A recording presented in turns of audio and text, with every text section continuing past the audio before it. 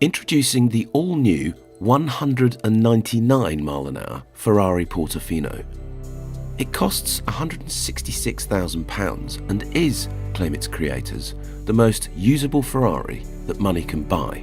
Powered by a 3.9-litre twin-turbo V8 that boasts 591 bhp and a thumping 760 Nm of torque, the Portofino is a direct replacement for the 10-year-old California. With a new lightweight retractable hardtop, a bigger boot, roomier rear seats, a third-generation electronic differential, and a brand new chassis, the Portofino is also 80 kilograms lighter than the California, making it significantly quicker in a straight line. Ferrari claims 3.5 seconds for the 0 to 62 sprint, while 0 to 124 miles an hour, 200 kilometers per hour, takes a mere 10.8 seconds. So in theory, the Portofino is quick with a capital F. But is it as good to drive as it appears to be on paper? We went to southern Italy last week to find out.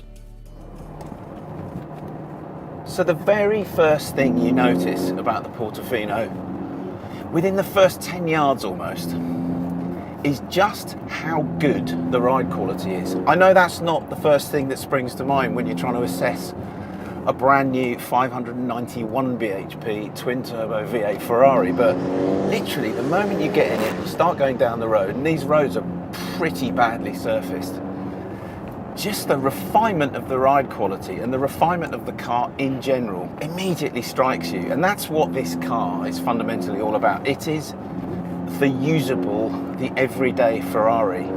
You've got to be impressed just by how easy it is just to climb in and drive down the road not that fast. But when you do want to drive it fast, you dial it up to sport. The throttle response gets much sharper, you can hear that now. The gearbox modes get crisper, the changes happen faster. The steering gets a little bit heavier as well, which is a good thing because the steering initially is very, very light. It's super precise, as all Ferrari steering systems are. But this new electric steering on this car, I have my doubts about it, to be honest, because I want just a little bit more weight. Because even in sport mode, there ain't much feel. I mean, it's very precise. And you can put the nose visually where you want in a corner, but there's just not a lot of feedback coming through the rim, and it's just because the electronic assistance, I think, is a little bit too keen. But the way this thing goes, the way it accelerates, the way it sounds, you can forgive it an awful lot because it goes like a rocket. There is pretty much no lag.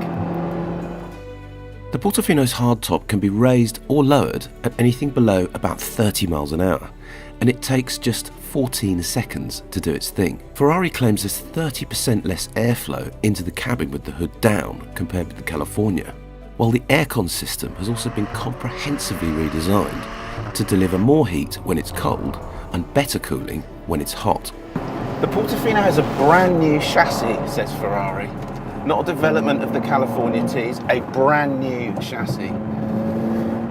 New E-diff at the back, totally revised electronic suspension. And it's the electronic suspension that gives it that lovely ride quality.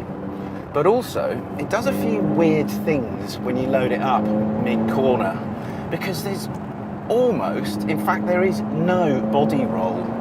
When you've got the combination of this really light steering and then super flat cornering and yet quite compliant suspension, it doesn't feel quite so natural to me.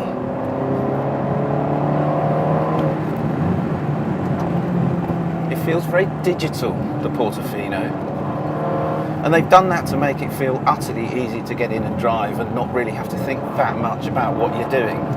Ferrari themselves say that you don't need to be anywhere near as skillful to get quite close to the limits in this car as you do in a 488 or all their other cars, and I sort of know what they mean, but the flip side to that, I think, the more miles I spend in this thing, is that actually when you do start to push it quite hard, the level of satisfaction isn't as deep.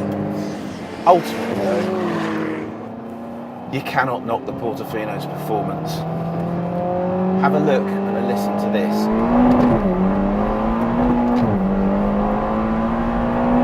I mean, that is some proper acceleration. It's seriously quick, this car. No, it might not deliver absolutely the last nth of driver satisfaction. Not like a 488 GTB does at any rate. But my word, it goes when you put your foot down. The brakes. Let's talk about the brakes. They are carbon ceramic brakes, as they are in all Ferraris. And they are very powerful when you put your foot down really hard and want it to stop. Like that. However, once again, I've got a little problem with the kind of touchy-feely aspect of the brake pedal itself and what happens when you're just kind of bumbling along quite lightly, because there's actually quite a lot of sneeze factor in the pedal itself. I want a brake pedal to be really kind of hard like that. But you put your foot on the brake pedal and there's a good sort of ½ inch of travel where you don't ever think, no, I'm not going to stop, but you just think, well, it's not actually doing anything at all. But, you know, as I say, it stops on a sixpence when you really want it to. And again, I think that's because this is the Ferrari that anyone can just jump into and anyone can drive pretty quickly. The gearbox, well, it's Ferrari's 7-speed dual clutch. And as in all other Ferraris with 7-speed dual clutches, it is absolutely brilliant. The speed with which it changes gear, up and down, and that varies across the modes. But in any mode, in manual, this gearbox, 100%. Overall, the Portofino is obviously a great car, but it's not the perfect Ferrari, not for me. I think the steering is too light. I've got a weeny problem with the feel from the brakes, and this hyper flat sort of digitally controlled suspension when you're cornering just doesn't feel quite natural enough to me. It doesn't feel that, it feels digital rather than organic, which sounds a bit pretentious, but I just want a little bit more feel from this thing, that's all. But beyond that, it really is a lovely car, one that is seriously fast as well. Click on the video windows to watch first drive reviews of the Ferrari 488 Spider or the McLaren 570S Spider. Click on the play icon to watch our latest video or on our logo to subscribe.